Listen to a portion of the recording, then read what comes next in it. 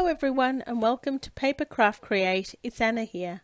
Thank you so much for joining me today. This video is part of a collaboration hop featuring one of the super sponsors from Kendra's Card Challenges number 13, Polkadoodles.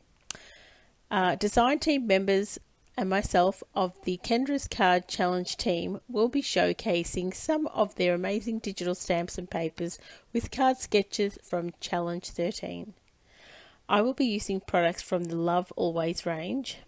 The image you see me colouring here is the Your Love Lifts Me Up balloon stamp, and I'll be using coordinating printable papers bundle 1 of that same range.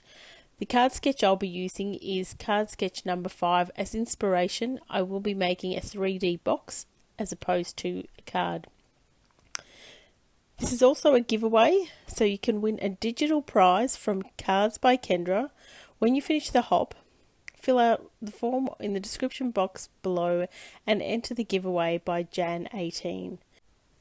The winner will be randomly chosen and announced on the Cards by Kendra community tab. I'm doing some really basic colouring here, but creating a gorgeous little image which will go back lovely with papers. So as I said earlier, I'm using card sketch number 5 and 6, which obviously are just different orientations, and using the same cutting layout sizes as the sketch entails. I will be making a box and I'll be going through how to put that together. And also I will have a link to the PDF of some measurements, so you can just watch now and have a look. So it's basically 7.5 by 5 1/4, and then there's some scoring that you'll need to do. So on the short side it'll be 3/4 of an inch, then 4.5, and then turning it on the long side it'll be at 1/2 inch, 1 1/4 inch, 6 1/4, and 7. I will also be doing, then I'll be drawing a little line from one corner of the large rectangle to the opposite corner. That'll be just a cutting guide, as you'll see in a moment. Then there is a second piece, which is a 5 1/4 by 5 inches, and it's 3/4 and 4.5. Now there'll just be a little bit of cutting to do. So as you can see, you'll be basically cutting out the 4 corners. So what I'll do first of all is I'll cut it into the 2 pieces. So I cut it one side across that grey lead and then over at the piece there. Now basically the 4 corners, or the 2 bottom corners, will be cut off, and just cutting off an absolute little slither and then just producing a tab there and cutting that there and doing that on both sides at the bottom, just on the one side there, but just repeating the process there again. Just cutting it away, just making the tab there. Now what you'll find is sometimes you just need to cut a little slither off the top so that it has a little bit of wiggle room when you're actually folding it together. Then you need to burnish all of these creases really, really well. That will enable the box to sit together, because it is going to be an angled top box. You need some really crisp edges to keep it looking crisp and closing properly. So once all of those sides are burnished, you will be able to start putting it together. So I'm hoping that you'll have the chance to hop along and find all the inspiration you can with the few videos that are all part of the hop. There's some great designers there that have lots of inspiration. So of course you can always, use these for more than just the cards. So this other piece, you're just burnishing those 2 edges. That becomes the base of the box. Now that's basically what we're going to end up with. So now I'll put it all together. Now if you're wanting to, I've just rounded the corners on the edges there, and you'll see that's the edge closest to the base of the box. It just gives it a little bit of extra accent to it, not necessarily just a little bit of a design element. Now I'll be putting glue on that very skinny tab, and you'll be able to see that I just put it on both of those. And then basically what you're going to do is just line it up with the very edge of one side and make sure it's nice and aligned. Now you want to sit just inside the edge of that, not by much, but that'll just help it to sit nice and closed once it's done. If it's a little far over, it will actually not close properly, and you'll just have a gap where the two sides meet on the top. So just obviously repeat that, and as you can see, we have the start of a box happening. Now we'll be looking at fixing those tabs and gluing them together. Now I'm just cutting out another little slither at the tops, just so when you close that over, there's nothing hindering it from sitting flat. Yep, so just a little bit of glue on each of those tabs, and then you will just bring it over and hold that together for a minute. I also have some of the little, they're actually like sewing clips that work wonders for these sorts of things. So I just pop those onto my box there just to help keep the glue in place for it to dry. So I'm just repeating that on the other side. Now this little box, you can put in any little sweet treats. You could put in a nice cookie, or something I'm going to do is actually put in some little love notes or something sweet for Valentine's Day. As you will see, it is a Valentine's themed gift box, but you can make it any theme that you like.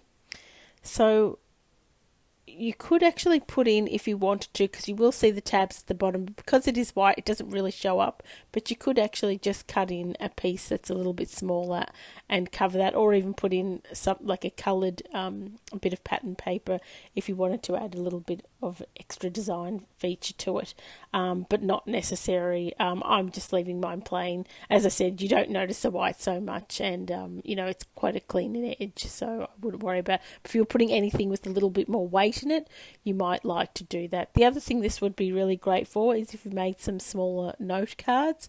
So I think the size is about 3.5 by 4 and 3/4, I think, is the internal size.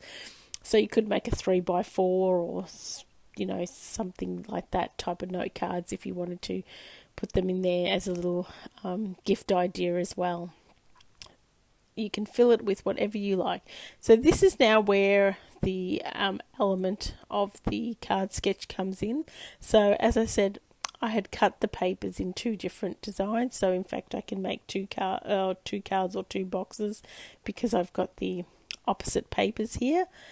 And as you can see, there is obviously a little gap where the 2 meet, but once we'll sort of close that up and they'll meet together. It's just a matter of just folding those edges quite crisply, and they will, in fact, the box will close a little better. So I'm just gluing those bits on there.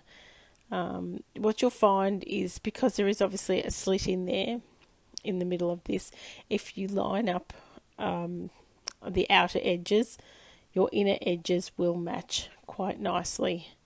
I've found it easier to pop the 2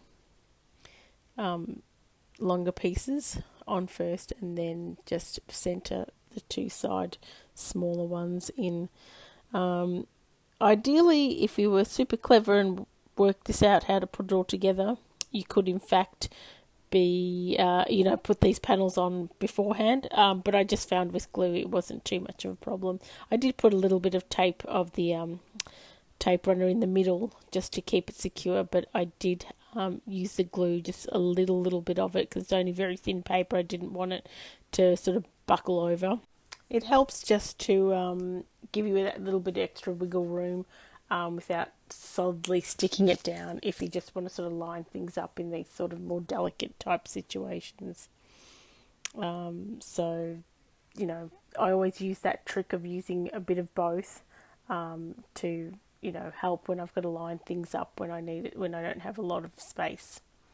So this is coming up quite lovely, and this sort of idea did come to me when I saw this card sketch. I thought, oh great, wouldn't it be great if it could have some sort of diagonal? I was going to make a card and then decided to try and turn it into a box, and I love the way this ended up turning out.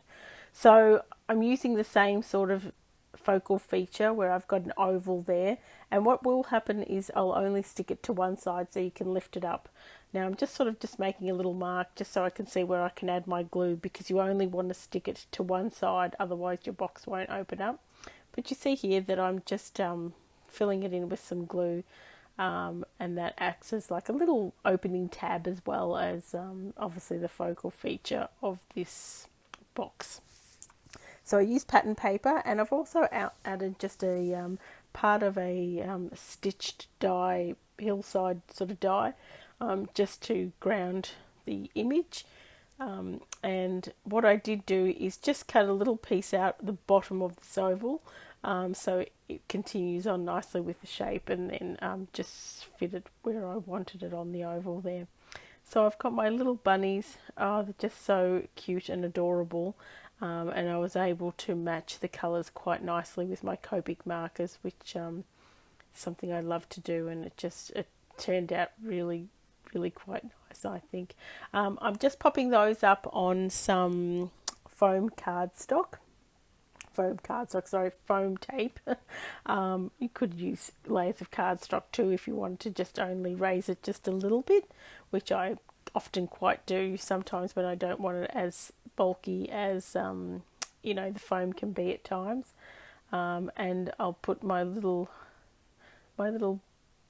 girl bunny standing on the top of the hill, and then her sweetheart will be floating away with his balloons.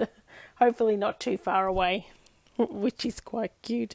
A nice little Valentine's image.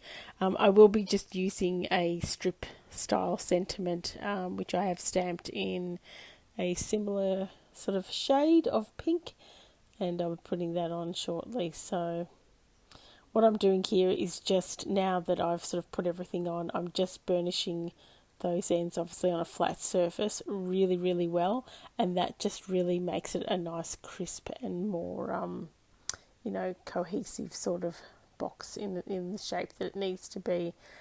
So what I've done is I've just straightened off one angle of that sentiment, and I've also just added an angle on the other. I quite like the look of that, and I just think it adds a little more interest to the sentiment, you know, as like, you know, bannering an end. I just thought it worked really well with this particular card sketch layout. So yeah, so I actually also propped that up on some foam tape too, just to give a little bit of dimension. Now what I thought, you could do a couple of things. If you wanted, you had those little magnets, you could actually use those. I would possibly put it under the pattern paper though, if you were going to use that, and then obviously on the back of that focal point. But I've decided just to use a little bit of twine, so that's there. So if you wanted to join in the actual challenge, the card challenge, I would urge you to do so. You will find all information in the description below. So please, we'd love for you to join. You can win some amazing prizes, particularly one from Polkadoodles, who's been a great support. Thank you so much for watching, and look forward to catching up with you soon.